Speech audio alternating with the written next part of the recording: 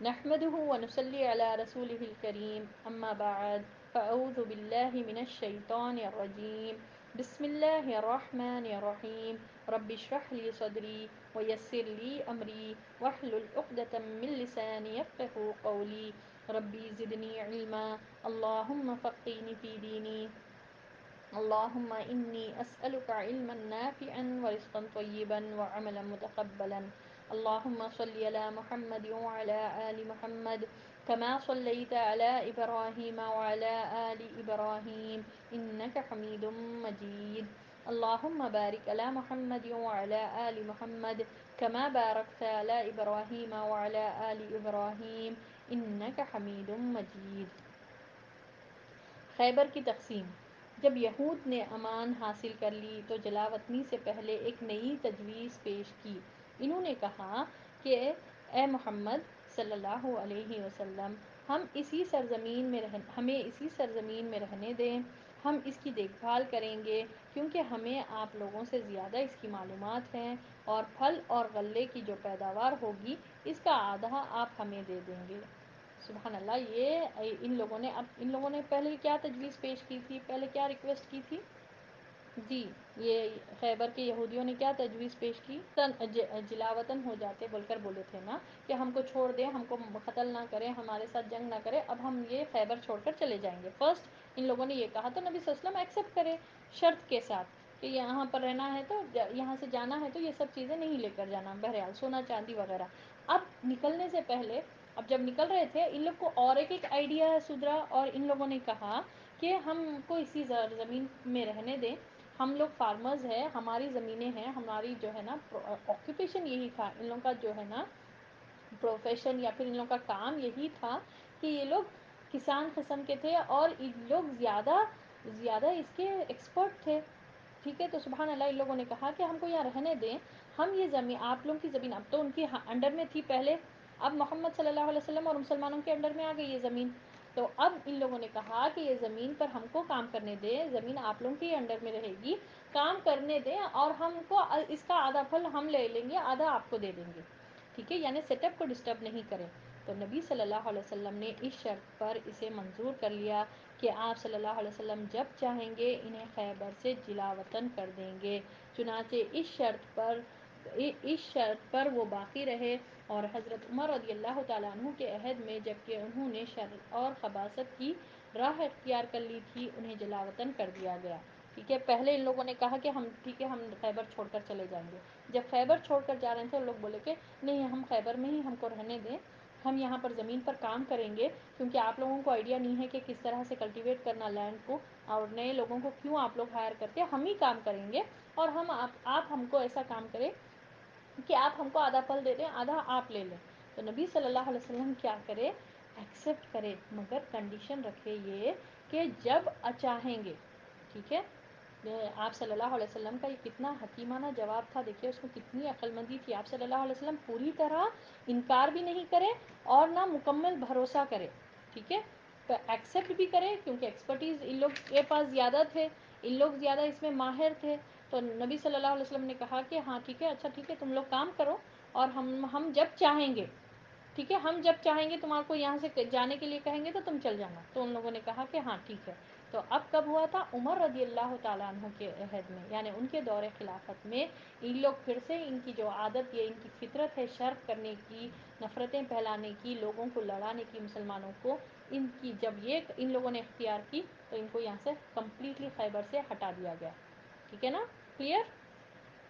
رسول اللہ صلی اللہ علیہ وسلم نے خیبر کو 36 حصوں میں تقسیم کیا، 36 حصوں میں، یعنی پورا خیبر، پورا جو 3 علاقے تھے اس میں سے جتنا بھی مال آیا، مال غنیمت، 36 حصوں میں اس کو تقسیم کیا گیا. ہر حصے میں 100 حصوں کا مجموعہ تھا. اس میں سے نصف یعنی 18 حصے، 36 کا آدھا کتنے ہوتے؟ 18 حصے مسلمانوں کے اجتماعی ضروریات و حوادث کے لیے الگ کر لیے گئے اور باقی نصف یعنی 18 حصے اس طرح غازیوں میں، یعنی کہ جو یہ غزوے میں موجود تھے ان میں تقسیم کیے گئے کہ پیادہ کو ایک، یعنی جو چلنے والے لوگ ہیں جو صرف چلتے ہوئے آئے ان کو ایک حصہ اور گھڑ سوار کو 3 حصے دیے گئے. ایک حصہ اس کا اپنا اور 2 حصے اس کے گھوڑے کا، یعنی کہ گھوڑے کے جانور کے بھی 2 حصے دیے گئے۔ اس غزوے میں 200 شہسوار تھے، ان کے 6 حصے ہوئے، اور 1200 پیدل تھے، ان کے 12 حصے ہوئے۔ اس طرح سے تقسیم ہوا۔ یہ تقسیم کلیئر ہے یا پھر میں آپ لوگوں کو پھر سے ایکسپلین کروں؟ خیبر کھجور اور غلوں سے بھرا پڑا تھا، چنانچہ حضرت عائشہ رضی اللہ تعالی عنہا کا بیان ہے کہ جب خیبر فتح ہوا تو ہم نے کہا اب ہمیں پیٹ بھر کر کھجور ملے گی، اور خیبر سے مدینہ واپس آ کر مہاجرین نے انصار کو کھجوروں کے وہ درخت واپس کر دیے جو انصار نے بطور امداد انہیں دے رکھے تھے۔ سبحان اللہ، یعنی اللہ نے ان کو اپنے فضل و کرم سے اللہ نے ان کو عطا فرمایا تھا۔ یہ خیبر اتنا عظیم مارکا تھا کہ ہر مسلمان کے گھر والے امیر ہو گئے تھے، کیونکہ خیبر سے بہت زیادہ غلہ سب لوگ یہاں سے حصے لے کر آئے۔ سبحان اللہ۔ تو اب آپ دیکھیے، اب یہ لوگ آ کر یہاں سے مہاجرین کی وہ بھی پتہ چلتی ہم کو کہ کتنے یہ لوگ وہ تھے کہ اب یہ لوگ واپس کر دیے۔ ہم لوگ کو یاد ہے جب یہ لوگ مہاجرین آئے تھے مکہ سے، پورا جب ہجرت کر کر آئے تھے، کچھ بھی نہیں تھا ان کے پاس، تو مدینے میں نبی صلی اللہ علیہ وسلم بھائی چارگی کرائے تھے، یاد ہے نا؟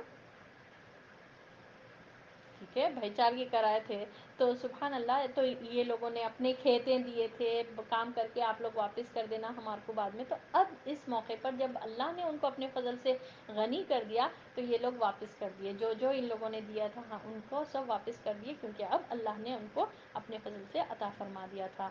تو یہاں پر یہ ہوا معاملہ، اور عائشہ رضی اللہ تعالیٰ عنہ نے فرمایا کہ خیبر کے فتح ہونے کے بعد ہم لوگوں نے پیٹ بھر کے کھجور کھائی۔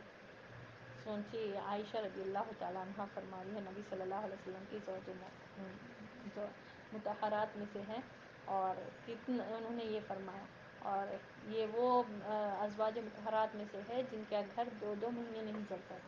تو کیا کھا کر رہتے تھے یہ لوگ؟ اگر پوچھے تو کسی نے سوال کیا تھا تو پھر کھاتے کیا تھے؟ تو پانی اور کھجور پر گزارا کرتے تھے، اور وہ بھی بہت کم کھجوریں تھے، مگر خیبر جب فتح ہوا تو بہت زیادہ کھجوریں ملی۔ ٹھیک ہے، تو سبحان اللہ یہ ہوا۔ اب نیکسٹ ٹاپک، زہریلی بکری۔ جب حالات پرسکون ہوئے اور خوف جاتا رہا تو یہود اپنے خباثت پر پلٹ آئے اور انہوں نے نبی صلی اللہ علیہ وسلم کے قتل کی سازش کی۔ چنانچہ اپنے اکابر میں سے ایک شخص سلام بن مشکم کی بیوی کے ذریعے رسول اللہ صلی اللہ علیہ وسلم کو ایک زہر آلود بکری ہدیہ کی۔ اسے معلوم تھا کہ رسول اللہ صلی اللہ علیہ وسلم کو بازو پسند ہے، لہٰذا اس نے بازو میں زیادہ زہر ڈالا۔ رسول اللہ صلی اللہ علیہ وسلم نے اس بکری کا ایک لقمہ لے کر چبایا، پھر اسے تھوک دیا اور فرمایا کہ یہ زہر آلود بکری ہے۔ اب نبی صلی اللہ علیہ وسلم وہیں پر تھے، خیبر میں جب وہاں پر تھے، جب یہ لوگ مطمئن ہو گئے کہ اچھا آپ صلی اللہ علیہ وسلم ہم کو یہاں سے نہیں نکالیں گے، ہم یہیں پر رہیں گے، اور جب معاملہ ہوا یہ طے کہ ان کی زمین پر یہ لوگ کام کریں گے، مسلمانوں کی زمین پر، اور آدھا آدھا پھل ڈیوائڈ کریں گے، تو سبحان اللہ، پھر یہ لوگوں کی اپنی فطرت، جو ان کی عادت ہے کہ خباثت، اور ان کی جو فطرت ہے نفرت کی، ان لوگوں نے پھر کیا، اور کیا کیا، نبی صلی اللہ علیہ وسلم کو ایک ایسی بکری آفر کرے جس میں زہر ملا ہوا تھا۔ اور کون اس میں ملایا تھا؟ نبی صلی اللہ علیہ وسلم کو ایک بکری ان لوگوں نے ہدیہ کیا جس میں زہر ملا دیا تھا۔ کس نے ملایا تھا زہر؟ اس کا نام کیا ہے؟ سلام بن مشکوم کی بیوی، جی، سلام بن مشکم کی بیوی، اس نے زہر ملا دیا تھا، اور اس کو معلوم تھا کہ نبی صلی اللہ علیہ وسلم کو بازو یعنی شولڈر کا گوشت بہت زیادہ پسند ہے، تو اسی لیے اس نے بازو میں بہت زیادہ زہر ملایا تھا۔ آپ صلی اللہ علیہ وسلم کو یہ جب پیش کیا گیا یہ والا پیس، آپ صلی اللہ علیہ وسلم کھائے، منہ میں چبا کر بولے کہ یہ اس میں جو ہے نا زہر ملایا گیا ہے۔ پھر اس عورت سے اور یہود سے دریافت کیا تو انہوں نے اپنے جرم کا اقرار کیا اور کہا کہ ہم نے سوچا کہ اگر یہ بادشاہ ہے تو ہم اس سے راحت پا جائیں گے، اور اگر نبی ہے تو اسے زہر نقصان نہ پہنچا سکے گا۔ ان لوگوں نے اس طرح جب پوچھا گیا تو ان لوگوں نے ایکسیپٹ کیا اور کہا کہ ہمارا یہ گمان تھا کہ اگر بادشاہ ہے تو ہم کو جو ہے نا ہماری جان بچ جائے گی اور ہم بچ جائیں گے، اور اگر نبی ہے تو کچھ نقصان نہیں ہوگا، جبکہ ان کو پتہ چل گیا تھا، پھر بھی یہ لوگ نہیں ایمان لائے۔ اس پر آپ صلی اللہ علیہ وسلم نے یہود کو اور اس عورت کو معاف کر دیا۔ اللہ اکبر، آپ صلی اللہ علیہ وسلم کا کردار دیکھیے، پھر سے ان لوگوں نے سازش کی، یہاں پر آ کر رکھے، یہ لوگ خود آ کر رہنا ریکویسٹ کرے کہ ہم کو رہنے دیں، پھر جب رہنے دیا گیا تو پھر سے یہ لوگ چال چلے، پھر سے نبی صلی اللہ علیہ وسلم کے قتل کی پلاننگ کرے، پھر بھی آپ صلی اللہ علیہ وسلم نے معاف کر دیا۔ یہ ہے آپ صلی اللہ علیہ وسلم کا کردار، کبھی بھی اپنی ذات کے لیے، اپنی ذات کے لیے آپ صلی اللہ علیہ وسلم نے کبھی انتقام نہیں لیا۔ لیکن بعد میں بشر بن برا بن معرور رضی اللہ تعالیٰ عنہ اسی زہر کی وجہ سے انتقال کر گئے، تو آپ صلی اللہ علیہ وسلم نے عورت کو قصاص میں قتل کرا دیا۔ کس کے قصاص میں قتل ہوئے؟ یہ عورت کو کس کے قصاص میں قتل کیا گیا؟ بشر بن برا بن معمور، یہ معرور، یہ جو ہے نا یہ صحابی تھے، یہ بھی کھائے تھے وہ بکری کا گوشت، مگر یہ انتقال کر گئے زہر کی وجہ سے، تو اس لیے قصاص میں اس عورت کو قتل کر دیا گیا۔ کلیئر؟ ٹھیک ہے، اب خیبر کے آس پاس میں جو علاقے تھے ان لوگوں کا معاملہ کیا ہوا؟ فدق خیبر کے مشرق میں 2 دن کے فاصلے پر ایک بستی تھی جو آج کل حائل کے علاقے میں حایت کے نام سے معروف ہے۔ آپ صلی اللہ علیہ وسلم نے خیبر پہنچ کر حضرت محیصہ بن مسعود رضی اللہ تعالیٰ عنہ کو یہود فدق کے پاس بھیجا کہ انہیں اسلام کی دعوت دیں، مگر انہوں نے تاخیر کی۔ لیکن جب خیبر کی فتح کا حال سنا تو ان پر رعب طاری ہو گیا اور انہوں نے پیغام دیا کہ ان کے ساتھ بھی اہل خیبر جیسا معاملہ کیا جائے، یعنی کیا کیا جائے؟ تو ان لوگوں نے ایکسیپٹ نہیں کیا، ٹھیک ہے، اور تھوڑا تاخیر کرے، اور ان لوگوں کو جب پھر بعد میں پتہ چلا کہ نہیں خیبر کے اوپر پورا مسلمانوں کی فتح ہو گئی ہے تو ان پر رعب طاری ہو گیا، یعنی ڈر گئے یہ لوگ، اور ان لوگوں نے کہا کہ ٹھیک ہے آپ نے خیبر کے ساتھ جیسا معاملہ کیا خیبر کے لوگوں کے ساتھ، ہمارے ساتھ بھی یہی معاملہ کریں۔ تو نبی صلی اللہ علیہ وسلم نے کیا کہا؟ نبی صلی اللہ علیہ وسلم نے اسے منظور فرمایا، چنانچہ فدق کی زمین صرف رسول اللہ صلی اللہ علیہ وسلم کے لیے مخصوص تھی، اس میں سے آپ صلی اللہ علیہ وسلم اپنے اوپر خرچ فرماتے تھے، بنو ہاشم کے بچے کی عیالداری کرتے تھے اور ان میں سے غیر شادی شدہ ضرورت مندوں کی شادی فرماتے تھے، یعنی اپنے لیے یہ خاص فدق یہ علاقے کا جو بھی مال آتا تھا آپ صلی اللہ علیہ وسلم پرسنل یوز کے لیے، اپنے ایکسپینڈیچرز یعنی اپنے ازواج مطہرات کے لیے، اپنے گھر کے خاندان والوں کے بچوں کے لیے، ان کے لیے آگے بڑھانے کے لیے، ان کے اخراجات کے لیے آپ صلی اللہ علیہ وسلم استعمال کریں۔ وادی القریٰ، رسول اللہ صلی اللہ علیہ وسلم خیبر کے بعد وادی القریٰ تشریف لے گئے اور وہاں کے باشندوں کو جو یہودی تھے اسلام کی دعوت دی، مگر انہوں نے اسلام قبول نہ کیا، نہ آپ صلی اللہ علیہ وسلم کے تابع فرمان ہوئے، بلکہ جنگ کے لیے نکل آئے۔ ان کا ایک آدمی میدان میں آیا اور اسے حضرت زبیر رضی اللہ تعالیٰ عنہ نے قتل کر دیا، پھر دوسرا آیا، اسے بھی انہوں نے قتل کیا، پھر تیسرا آیا، اسے حضرت علی رضی اللہ تعالیٰ عنہ نے قتل کیا، اس طرح ان کے 11 آدمی قتل ہو گئے۔ کس کے؟ وادی القریٰ، ٹھیک ہے۔ اب خیبر کے بعد اہل فدق کی طرف گئے، فدق میں پورا وہی معاملہ ہوا جو خیبر کے ساتھ ہوا، ٹھیک ہے۔ اب دوسرا پلیس پر گئے جس کا نام وادی القریٰ تھا، وہاں پر بھی جو ہے نا ان لوگ کو اسلام کی دعوت دی گئی مگر یہ لوگ ایکسیپٹ نہیں کرے۔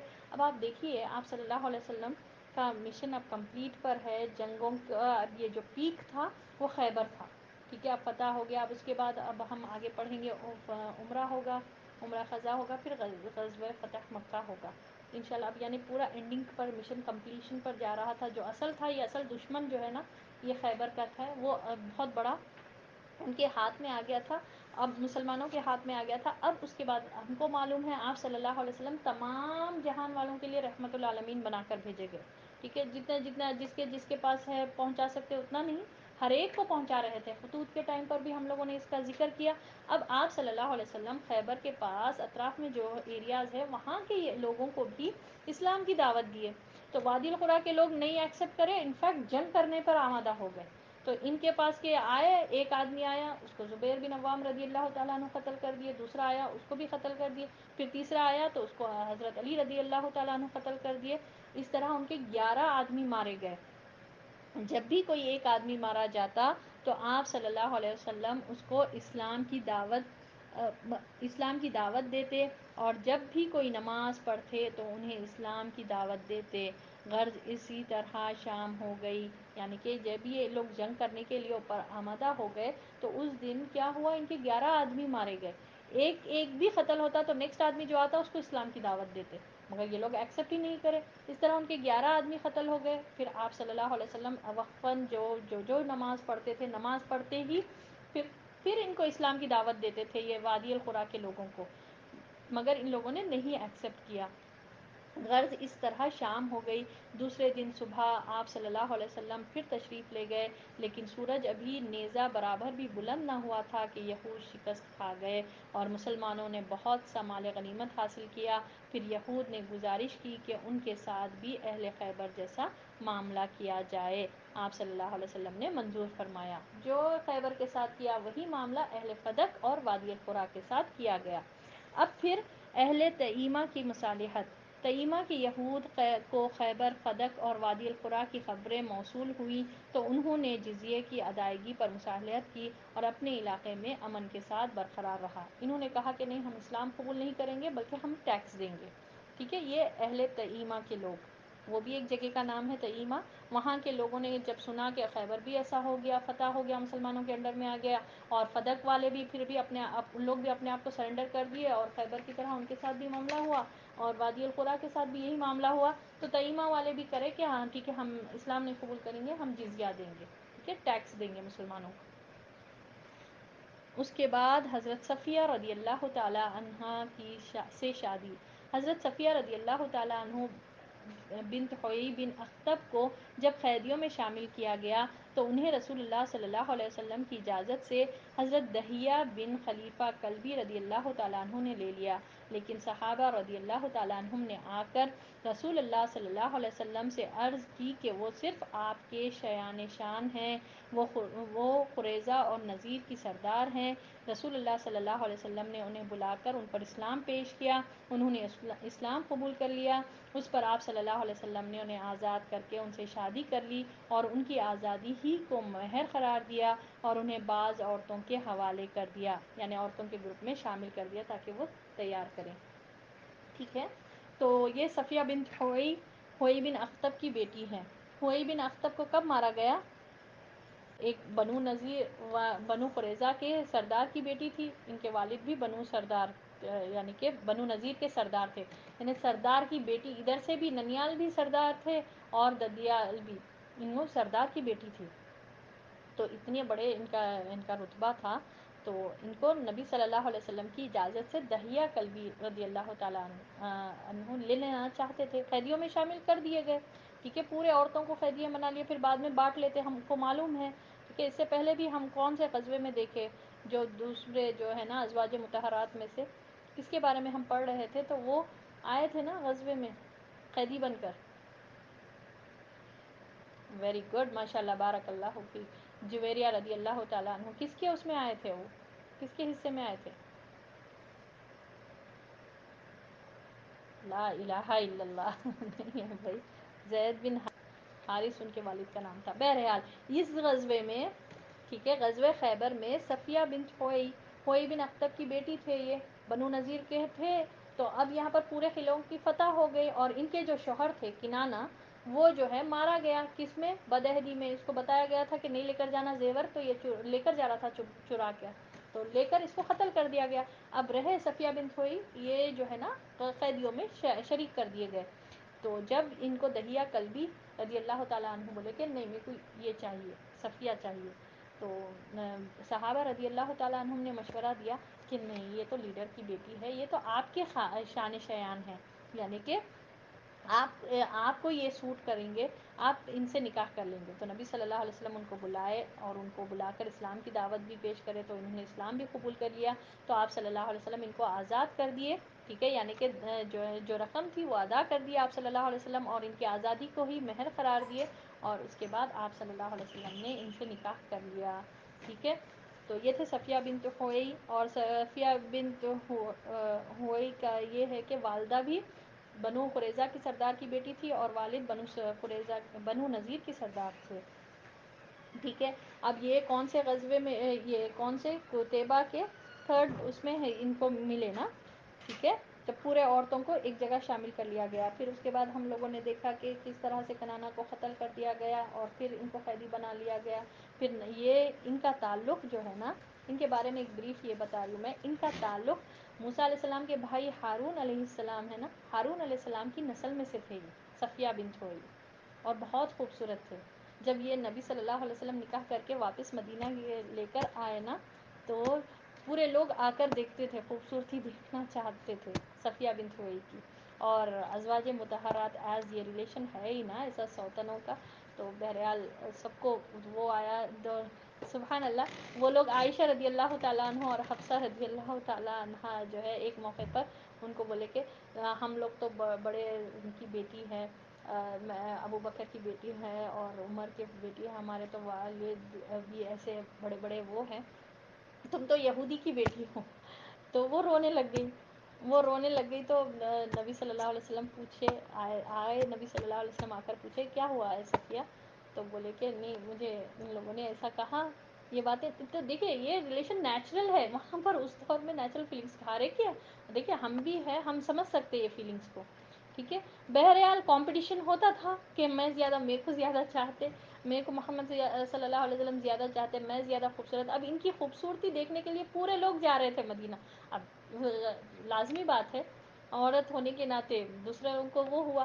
تو بہرحال ایک موقع پر ان لوگوں نے ان سے ایسا کہا کہ تم تو یہودی کی بیٹی ہو، ہم لوگ تو پورے قریش کے لیڈروں کی بیٹیز ہے، اس طرح سے ان لوگوں نے کہا. تو اس پر جو ہے نا وہ رو رہی تھی. نبی صلی اللہ علیہ وسلم کو بولے جا کر کے ان لوگوں نے مجھے اس طرح سے بات کہی. تو نبی صلی اللہ علیہ وسلم نے کہا تو تم کہنا تھا میرے شوہر رسول ہیں، میرے جو ہے نا یعنی کہ میرے والد بھی رسول ہیں، اور سبحان اللہ میرے یہ بھی نبی ہیں، میرے والد بھی نبی ہیں، میرے چچا بھی نبی ہیں، اور میرے شوہر بھی نبی ہیں. تو اس پر وہ مسکرائے صفیہ بنت ہوئی، بہت عقل مند اور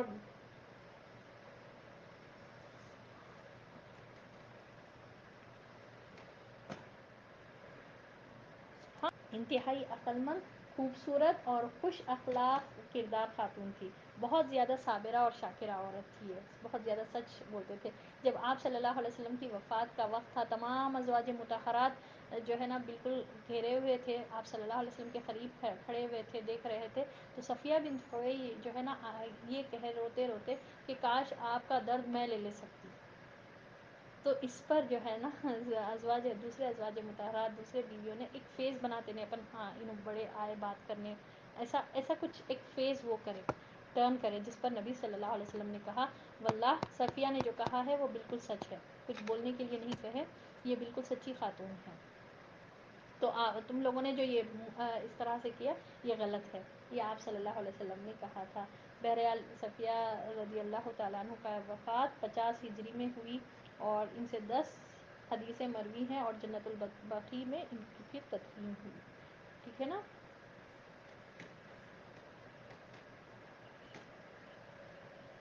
میں عمر رضی اللہ تعالیٰ عنہ کے دور خلافت میں ایک کنیز جا کر کمپلین کرتے عمر رضی اللہ تعالیٰ عنہ کو کہ یہ ہے نا سیٹرڈے کو بہت اہمیت دیتے، جیسا یہودیوں میں سیٹرڈے کی بہت اہمیت تھی اس کو بھی اہمیت دیتے، اور یہودیوں سے یہ صلہ رحمی کرتے. ایک کمپلین کے طور پر عمر رضی اللہ تعالیٰ عنہ کو جا کر بتائے.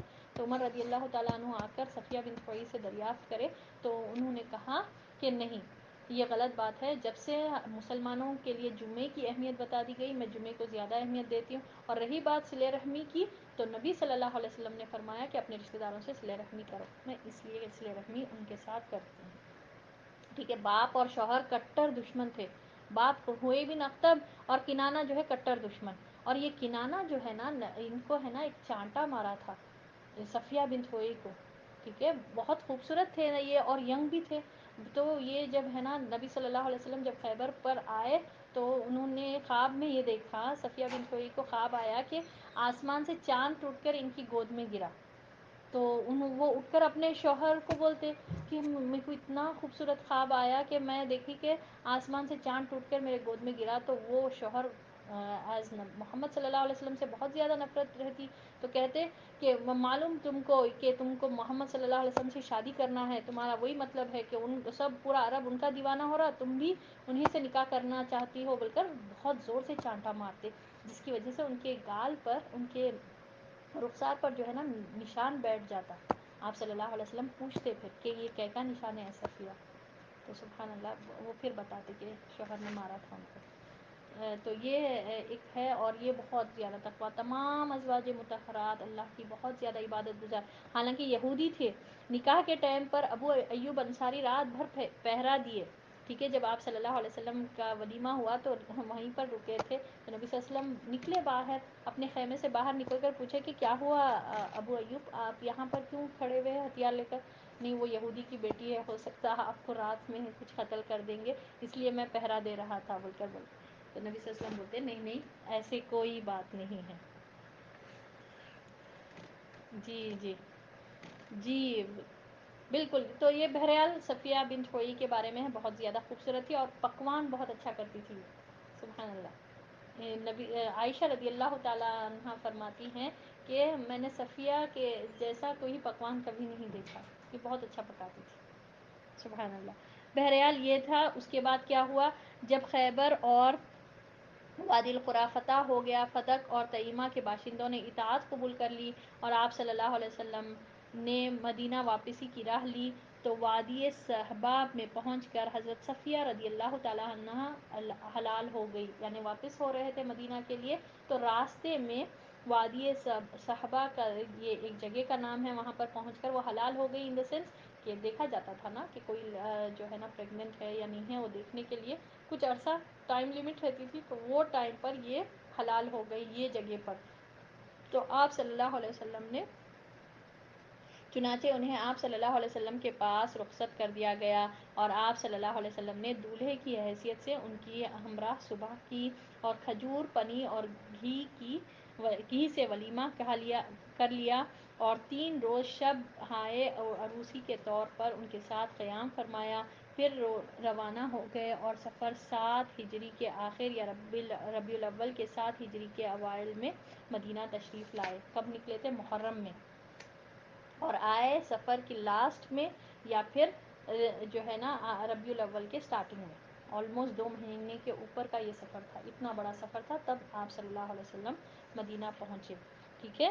تو یہ تھا ایک چھوٹا سا غزوہ، غزوہ ذات الرقاع بھی پڑھ لیں گے، بہت چھوٹا سا ہے، اس میں ایک انٹرسٹنگ واقعہ آیا، کچھ زیادہ اتنا بڑا وہ نہیں سمجھیے، ٹھیک ہے، انشاءاللہ یہ بھی پڑھ لیں گے ہم۔ جمادی الاولیٰ 7 ہجری میں ہوا یہ غزوہ ذات الرقاع، خیبر سے مدینہ آ کر، یعنی اب خیبر 2 مہینے کا ٹریول تھا، اس کے بعد جب مدینہ آ کر نبی صلی اللہ علیہ وسلم مطمئن ہو چکے تو سنا کہ بنو انمار، ثعلبہ اور محارب کے بدو اکٹھا ہو رہے ہیں، سبحان اللہ۔ یہاں پر دیکھیے آپ صلی اللہ علیہ وسلم کبھی خالی نہیں بیٹھتے تھے، یہاں پر اب جس طرح سے اختری آنٹی بتائے، دیکھیے کہ جنگ بھی ہو رہی، شادی بھی ہو رہی، پھر یہاں پر پہنچے تو پھر اب یہ دوسرے لوگ تیار ہو رہے ہیں، ٹھیک ہے، دوسرے قبیلے والے ریڈی ہو رہے ہیں، تو دیکھیے نہیں، سبحان اللہ، کہ ہم کو سیرت میں یہی پتہ چلتا ہے کہ کام، زندگی کا مطلب ہی ہے کام کرتے رہنا، ریسٹ ہی نہیں تھا۔ اور آپ صلی اللہ علیہ وسلم نے پھر مدینہ کا انتظام حضرت عثمان بن عفان رضی اللہ تعالیٰ عنہ کو سونپا، اور 700 صحابہ کی معیت میں مدینہ سے 2 دن کے فاصلے پر واقع مقام نخل کا رخ کیا، وہاں بنو غطفان کی ایک جمعیت سے آمنا سامنا ہوا، دونوں فریق ایک دوسرے کے قریب آئے اور بعض نے بعض کو خوف زدہ کیا، لیکن جنگ نہیں ہوئی۔ نماز کی اقامت کہی گئی تو رسول اللہ صلی اللہ علیہ وسلم نے ایک گروہ کو 2 رکعت نماز پڑھائی، پھر وہ لوگ پیچھے چلے گئے تو دوسرے گروہ کو 2 رکعت نماز پڑھائی، اس طرح آپ کے 4 رکعت ہوئے اور لشکر کے 2 رکعت ہوئے، یہی صلاۃ الخوف ہے، اور اس کی اور بھی صورتیں ہیں جو احادیث میں مروی ہے، جس کا ذکر ہم لوگ خالد بن ولید کے جب ہوا تھا، جو صلح حدیبیہ کا واقعہ تھا، عمرہ حدیبیہ کے، وہ ٹائم پر ہم لوگوں نے دیکھا کہ کس طرح صلاۃ الخوف کا حکم آیا، تو آپ لوگوں کو پڑھے تھے ہم، تو اب یہاں پر بھی صلاۃ الخوف پڑھی گئی غزوہ ذات الرقاع کے ٹائم پر، کیونکہ دونوں فریقین آمنے سامنے ہوئے، ٹھیک ہے۔ اب کیا ہوا، پھر اللہ نے دشمن کے دل میں رعب ڈال دیا، اس کی جمعیت پراگندہ ہو گئی، یعنی پورے اسکیٹرڈ ہو گئے، بھاگ کر چلے گئے، اور نبی صلی اللہ علیہ وسلم واپس مدینہ آ گئے۔ اس غزوے کا نام غزوہ ذات الرقاع پڑ گیا کہ مسلمانوں کے قدم پیدل چلنے کی وجہ سے زخمی ہو گئے تھے۔ کیا وجہ سے اس غزوے کا نام غزوہ ذات الرقاع تھا؟ کہ مسلمانوں کے قدم جو ہے نا زخمی ہو گئے تھے، زیادہ پیدل چلنے کی وجہ سے، اور انہوں نے ان پر پٹیاں لپیٹ لی تھیں، پٹیوں کو عربی میں رقاع کہا جاتا ہے، اور کہا جاتا ہے کہ اس کی سرزمین اور پہاڑ مختلف رنگ کے تھے، گویا وہ رقاع ہے یعنی پیچز کی طرح، پیوند کی طرح ہے، اور کہا جاتا ہے کہ غزوے کی جگہ کا نام ہی یہی ہے۔ ٹھیک ہے، تین بھی بات ہو سکتی ہے، تین میں سے کوئی بھی ایک وجوہات یا تین وجوہات بھی ہو سکتی۔ اس کی وجہ کیا تھی کہ یہ غزوے کو غزوہ ذات الرقاع اس لیے کہا جاتا کہ صحابہ رضی اللہ تعالیٰ عنہم کے پیر زخمی ہو گئے تھے، جس کی وجہ سے پٹیاں بنتے تھے وہ لوگ پیر پر، ٹھیک ہے، تو پٹیوں کو عربی میں رقاع کہتے ہیں، تو اس وجہ سے اس کو غزوہ ذات الرقاع کہا جاتا۔ اور کہا جاتا ہے کہ یہاں کے ماؤنٹینس میں پیچز تھے، ٹھیک ہے، ڈفرینٹ کلرز کے تھے، پیچز تھے، اکثر ہم دیکھتے ہیں ماؤنٹینس میں جو ہوتا نا، تو اس وجہ سے، اور پیچز کو عربی میں پھر رقاع کہا جاتا۔ اور یہ بھی تھرڈ بات یہ ہے کہ جس جگہ پہ یہ غزوہ ہوا تھا اس کا نام رقاع تھا، ٹھیک ہے، تینوں مختلف باتیں بھی ایک جگہ ہو سکتی ہیں، یہ وجہ سے اس کا نام غزوہ ذات الرقاع ہے۔ اور یہاں پر ایک چھوٹا سا انٹرسٹنگ انسیڈنٹ پیش آیا، تم کو مجھ سے کون بچائے گا۔ اس غزوے میں سب سے دلچسپ بات یہ پیش آئی کہ ایک روز رسول اللہ صلی اللہ علیہ وسلم نے ایک سایہ دار درخت کے نیچے پڑاؤ ڈالا اور اس پر اپنی تلوار لٹکا کر سو گئے۔ بقیہ لوگ مختلف درختوں کے نیچے جا کر سو گئے۔ ایک مشرک نے آ کر رسول اللہ صلی اللہ علیہ وسلم کی تلوار سونت لی یعنی اٹھا لی۔ آپ صلی اللہ علیہ وسلم بے خبر سو رہے تھے، مگر اتنے میں آپ صلی اللہ علیہ وسلم جاگ گئے، تلوار اس کے ہاتھ میں سونتی ہوئی تھی۔ اس نے کہا، تم مجھ سے ڈرتے ہو؟